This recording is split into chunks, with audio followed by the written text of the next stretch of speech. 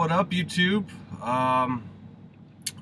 Thanks for checking out my first video as a Swift company driver. I'm pretty stoked right now.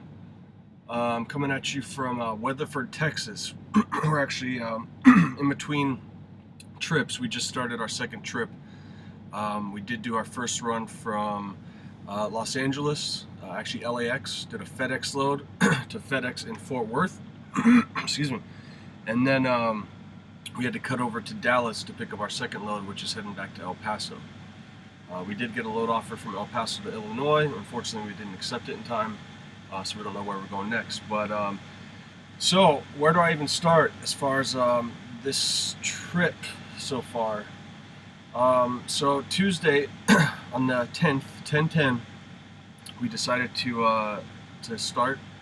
We were supposed to meet at the terminal at 9 a.m. I was there at 8:57. I was pretty stoked because I thought I'd be late. Turned out I was right on time. It is 90 miles from my house. You never know with traffic and all that. And turns out my teammate, Iman, I've mentioned many times now, he didn't show up till almost 10. So it was 1 hour of waiting around, and it was no big deal.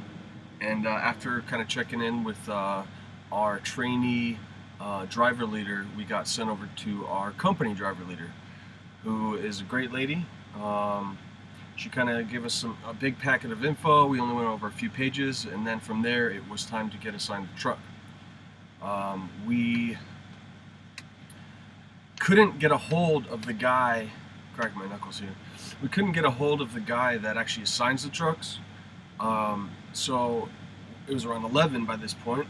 So we went to lunch, got a burrito, and then we called back our driver leader. She said, yeah, I still can't get a hold of him, and I'm going to lunch in about 10 minutes, so I'll call you back in 5. We never got a call from her, so we didn't know what's going on.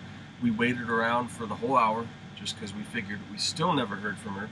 Then we call Swift, and then we talked to someone else. They say, yeah, just head over to the other yard, because there's 2 terminals by my home base. There's Fontana and then Mir Loma.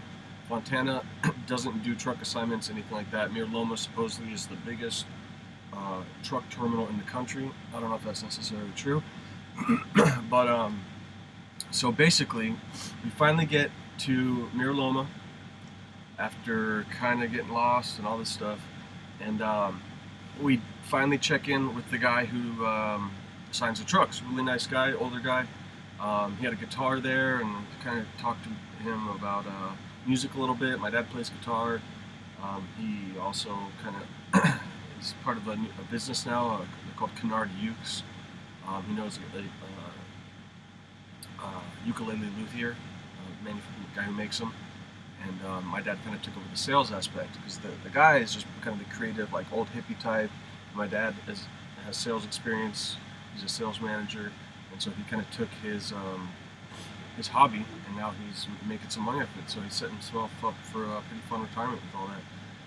So blah blah blah blah blah. We finally get out to get assigned a truck. We find the truck. Immediately we see, a ding here in the windshield, three, little tiny cracks, because we're supposed to inspect the truck. A ding here, ding there, a ding here, ding there, and we're like, all right, whatever, aesthetically, no big deal. And then we get in, the cabinet's broken, one of these isn't working too well, and just overall, we weren't too stoked. Besides how it looked, we finally get to take it on a test run. And we have a hard time logging in on Qualcomm to get it out of the yard to take it on a test run, besides eating up our hours of time for our Qualcomm hours. You can log in as differently. We had a hard time doing it, that's my point. We finally get out on the road. This thing is a bit janky. They said it was a 2013 Freightliner Cascadia, but I don't know about that, because it just wasn't running very well. The shifting was a little off. It just didn't have a good feel to it. And then the make or break scenario was the fact that it pulled wickedly to the right. I mean, my trainer's truck pulled a little bit to the right. This was about double. And so that was our big red flag. Besides the aesthetics, the broken cabinet, Swift even said they don't care about that. They just want a truck that works well. Thank God that thing pulled to the right, because we did not want it, and we got to decline the offer to take that truck. So next thing, we we get to check out a second truck. This truck is awesome. It's 2013. It's a Freightliner Cascadia. And give me a second, my teammate's coming. No! I'm in. No. Fuck you, man! I already made this video a few days ago after our first run. And it was a long day, and I was kind of spacing between my thoughts like I'm starting to do. And then my teammate came in, and I can't really talk to you if someone else here, so he's gonna wait outside. Alright, so to get down to this, we check out this truck. We're freaking in love with it. It's smooth, it's clean, it shifts like butter, and we have had no problems with it. They got the wicked green seatbelts for safety, and we're stoked. It had, Iman said, he's like, oh yeah, it's only got 350,000 miles on it. I was like, that's not bad, 2013, 350,000 miles. It's got 35,000 miles. It's got 37 now. So, geez, it's like a brand new truck. It literally is pretty much a brand new truck. So we're stoked on the truck. We named it Sharmuta. I've mentioned before, Iman is Egyptian, and Sharmuta means bitch in Afghani. No, not Afghani. In Arabian, something to that effect. I don't know. Anyway, all right. So by the time we get all this done, oh yeah, and then when we test ran our second truck, we weren't able to log in. Turns out we already got a violation because we didn't log in that time, and so they called Iman. I was sleeping, and I kind of overheard it though, and she's like, "Oh yeah, Mitch, yeah, I'll tell him to call you." And I wake up, and he's like, "You need to call and talk to the driver later." I'm like, "We have a violation." I'm like, "You could have told them what happened. We both drove. It's not like I'm going to take the heat on the entire scenario of that, you know." So I don't know. As far as starting off, we already got a violation. That's great. Totally great. No big deal. It's not a big deal, but it's just like not ideal. Okay. We finally bobtailed to LA because we can't find a trailer at the terminal. They tell us to go to Miller Brewing, pick up an empty trailer. Then they say someone already went there, there's no trailers there. Go to Target Distribution Center. Get to Target, all they have is one empty trailer. It's a dedicated trailer, so we couldn't take it. So we end up leaving, and then they finally say just bobtail to the customer, FedEx. They have a trailer for you, full. So no waiting on load. So we're stoked. Then we get there, and after we had checked into Target, they told us we were supposed to go back to Mira Loma to get 50 gallons of gas, which they should have told us before we left, so we ended up not doing it. So fast forward a little bit, we had to get a reroute on where we got fuel. It was kind of this long ordeal of, I took a 30-minute break and then had to do fuel, and then they're supposed to give me 145 gallons, and then the card got declined, and then I called them, they changed it to 130, and then it only took 92. I ended up walking in and out of this fuel station like 7 freaking times between going in for my break and all this stuff.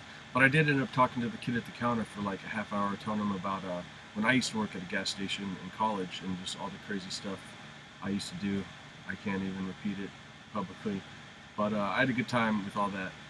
So anyway, the point after all of this is, here I am following the GPS.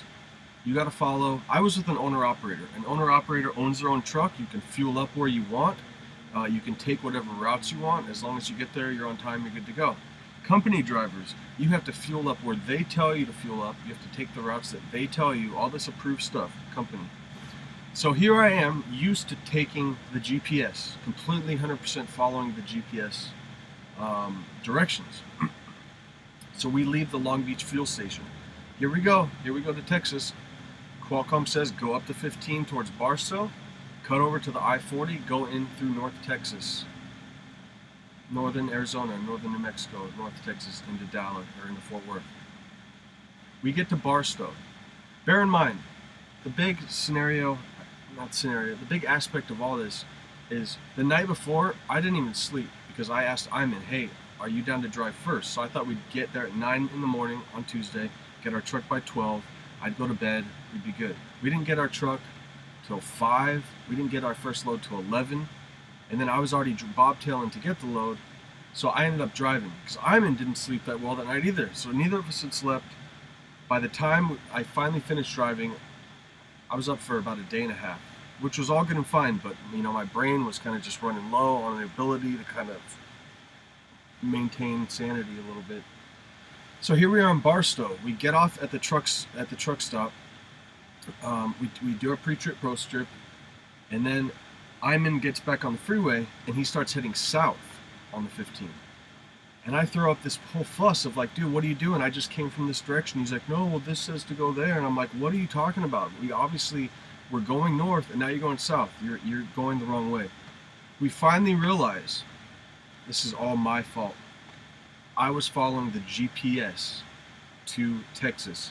I was supposed to follow the GPS to the first fuel stop, which was in Anthony, Texas, right by El Paso, right past the border of New Mexico. So it was all on me. And like I said, I didn't own or operator. I never ever once follow the text directions per trip. Go here, take that. I just followed the GPS. So it was completely 100% my fault. My trainer mentioned one time in 6 weeks, oh yeah, you follow that. I forgot. So what does this all mean? It means we went 140 miles out of the way, because we had to do a triangle. Southern California, up to Barstow, and we had to cut back down to go into South Texas. So it was 140 miles, it was 2.5 hours wasted. And, oops. So at least we got it figured out. So that was the end of the first, just literally, what's that law? What can go wrong will go wrong. I mean, it wasn't horrible. It was nothing that we could, but the fact we got a violation, we went the wrong way, we wasted time. Oh yeah, it was all unpaid. You get paid by the mileage, the actual mileage from point to point. So all these little cuts and ups and downs, you don't get paid for that. So that was a big bummer. That was a big bummer on my end. So we're finally done. I take over driving in I think it's about south central New Mexico, and then I take another night shift into Texas, and then Iman takes over into Fort Worth. We got our delivery taken care of. It's all good. I called my recruiter, let him know I got my first delivery as a company driver, because recruiters only get paid if the person they sign up for gets through the 6 weeks of training, gets assigned their truck, successfully delivers their first assignment. So I don't know if it technically will count, because I know we messed up, and also we were late. We were supposed to be there at 9 a.m. Texas time. We got there at 12, the 3 hours that we screwed up going to Barstow. Another half hour at the fuel station screwing around. We would have been on time if all those little things hadn't happened. So, so that's pretty much where we're at. We did have a hell of a time getting from Fort Worth to Dallas. There was a 20-hour layover, and so we declined the load, and then they kept saying, let us know, because I thought with my owner-operator, if you don't want to load, you ignore it. But with company, you have to actually write them no. So we kept getting these messages, accept or decline, and we didn't know what was going on. So we're learning. The learning curve is pretty steep right now, but we're figuring all this out. And now, like I said, we're heading back to El Paso. Who knows where we're going next? But we're having a hell of a time. I'm really enjoying the fact that this is our ship now. We got a really freaking sweet ride. Honestly, what more could we really ask for? So here we are. This is it. I did it between going to United Truck Driving School and doing 6 weeks of training on the road, and now I'm at the point where I earned my rank, and so I'm pretty stoked. So I decided to make a little bit longer video about it. And then the two under these, one is the picture's worth 1,000 miles. That's a summation of kind of pictures I took on my trip, and then 6 weeks and 6 minutes. That's 15-second Instagrams that I got of scenery I enjoyed. So I'm having fun with all the editing and production and all these little stuffs, and I named it Odd Commodity Productions. I don't even know how I thought of it, but it kind of rhymes, and we're hauling commodities. So Odd Commodity Productions. So, but again, thanks for checking it all out, and shout out to Lisa Kelly, Ice Road Truckers. Thanks for getting back at me. So I will see you guys later.